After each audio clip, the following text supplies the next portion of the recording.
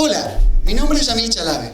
Bienvenidos a Historia a las Piñas, el canal que hemos armado para desarrollar videos que sirvan de apoyo a la materia de historia en la escuela secundaria. Por tratarse del primero de ellos, empezaremos hablando acerca de qué es la historia y cuál es su función o importancia. Muchas veces en el aula mis estudiantes se han quejado de lo inútil que resulta estudiar historia. No le ven ningún sentido a aprenderse la vida de todas esas personas muertas del pasado que nada tienen que ver con nosotros. Y en parte tienen razón. Con la historia no podemos construir un puente ni curar una enfermedad. Es decir, desde un punto de vista práctico, sin lugar a dudas la historia es completamente inútil. Por otro lado, lo cierto es que esos muertos del pasado no están del todo muertos. Y lamentablemente no estoy hablando de zombies. Ojalá estuviese hablando de zombies, la historia sería mucho más entretenida con zombies. ¿A qué me refiero entonces? Mejor vamos con una cita. Karl Marx, pensador alemán del siglo XIX, afirmó en su libro El 18 Brumario de Luis Bonaparte que los hombres, y las mujeres y disidencias, agregaríamos hoy, hacen su propia historia, pero no la hacen a su libre arbitrio, bajo circunstancias elegidas por ellos mismos, sino bajo aquellas circunstancias con que se encuentran directamente, que existen y les han sido legadas por el pasado. Y acá viene mi parte favorita. La tradición de todas las generaciones muertas oprime como una pesadilla el cerebro de los vivos. ¿Qué significa esto? Pues que de un modo u otro, que hoy estemos acá y la manera en la que estamos, es el resultado directo de las decisiones tomadas por esos muertos del pasado, en sus contextos y circunstancias. Algunas serán más importantes que otras, pero todas han contribuido a que el presente sea como es. Nuestras comodidades, certezas y placeres, y, más importante, nuestras tragedias, peligros y problemas están íntimamente ligados al pasado. No podemos resolver el presente si no comprendemos ese pasado que nos trajo hasta el aquí y ahora. Allí reside la importancia de la historia. Inútil, sí, pero a la vez radicalmente importante. Y no me enrosco más porque esto ni siquiera empieza. Así es, hoy, en el primer capítulo de Historia a las Piñas, la historia.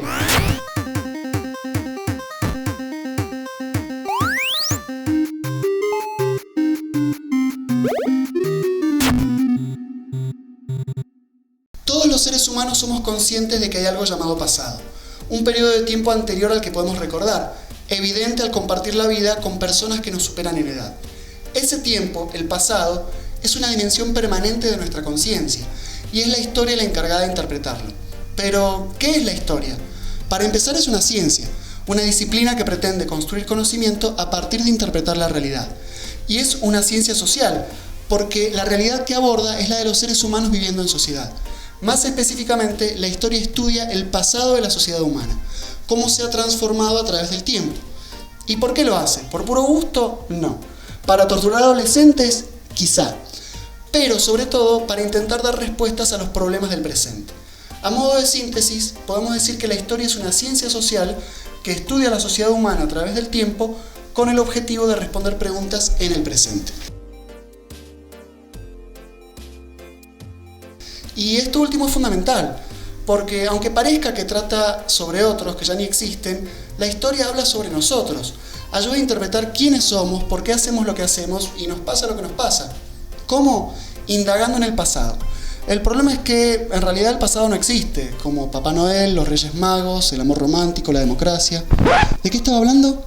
Cierto, el pasado llega a nosotros fragmentado, desordenado, a través de huellas llamadas fuentes, que es necesario interpretar. Hay dos tipos de fuentes. En primer lugar están las fuentes primarias, objetos provenientes directamente desde el pasado que se quiere estudiar. Pueden ser restos materiales, documentos escritos o relatos orales. Y luego están las fuentes secundarias, que son las investigaciones realizadas por un historiador sobre un tema en particular. Los historiadores, es decir, los científicos que investigan la historia, analizan rigurosamente esas fuentes, seleccionan lo que juzgan importante, le dan sentido y construyen una representación del pasado en forma de relato histórico. Ahora bien, no hay un único relato de la historia. Los historiadores a veces realizan diferentes interpretaciones del pasado según su formación, sus intereses y las ideas que tengan sobre el mundo. Por ello, los debates entre relatos ocupan un lugar importantísimo en la historia, enriqueciendo la disciplina.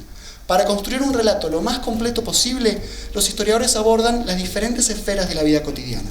Así, al estudiar alguna sociedad del pasado, debemos prestar atención, por ejemplo, a los fenómenos políticos, que son aquellos ligados al poder, o a los fenómenos económicos, relacionados con las formas de organizarse para crear y distribuir la riqueza, o a los fenómenos sociales, referidos a cómo se estructura la sociedad, los grupos que la componen y las relaciones que entablan entre sí. O a los fenómenos culturales, vinculados al universo simbólico de una sociedad, sus saberes, creencias, expresiones artísticas, etc. Por otro lado, al pensar en la sociedad también precisamos considerar a sus diferentes actores, lo que equivale a preguntarnos ¿quiénes hacen la historia? ¿Quiénes la protagonizan? Tradicionalmente, solo se tenían en cuenta ciertos actores individuales, aquellas personas consideradas como grandes, líderes políticos, héroes militares y, en general, varones con poder. Así la historia se reducía a las cosas hechas por esas personas. El problema es que esta idea de que una sola persona puede torcer el rumbo de la historia es como mínimo ingenua, carece de sentido, como tener más de 30 años y decir buenardo. ¿Ven? Ridículo. Por ello, estudios más recientes, ya desde el siglo pasado, incluyen de manera creciente a los actores colectivos, hombres y mujeres comunes y anónimos que hacen la historia desde su vida cotidiana y formando parte de diferentes grupos, como partidos políticos, clases sociales o instituciones. De igual modo, tanto los actores individuales como los colectivos son siempre actores sociales, pues son producto de una determinada época y sociedad.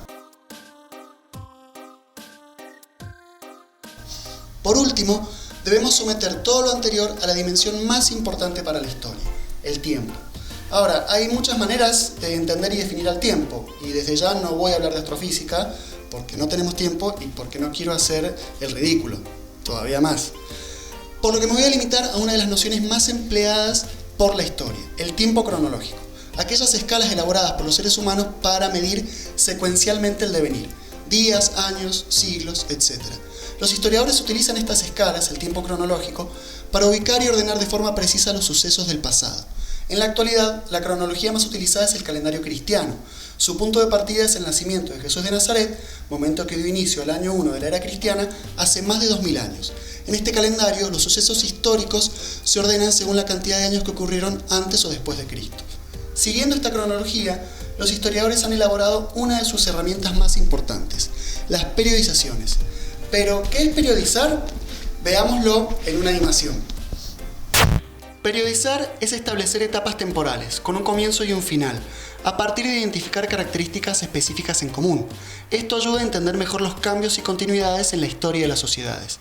La periodización más conocida es la que divide el pasado en prehistoria e historia. Sobre la prehistoria hablaremos mejor en el próximo episodio, por lo que ahora nos centraremos en las 4 edades utilizadas para dividir a la historia: antigua, media, moderna y contemporánea. La Edad Antigua comienza con la invención de la escritura, estimada alrededor del 3500 a.C.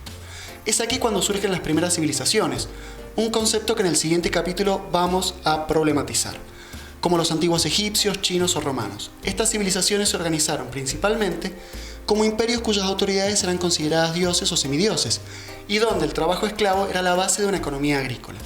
Durante esta edad, la mayoría de las personas tenían un pensamiento teocéntrico, es decir, usaban la religión para interpretar el mundo y eran politeístas, adorando a numerosos dioses. Luego vino la Edad Media, que empieza con la caída del Imperio Romano de Occidente en el año 476 d.C. Durante esta edad surgió en Europa un nuevo sistema social, político y económico, el feudalismo. Bajo ese sistema, los imperios antiguos se convirtieron en monarquías más pequeñas, donde el poder se fragmentó en manos de jefes locales, los nobles. La esclavitud fue suplida por la servidumbre y, aunque se mantuvo el pensamiento teocéntrico, se expandieron religiones monoteístas que adoran a un dios único.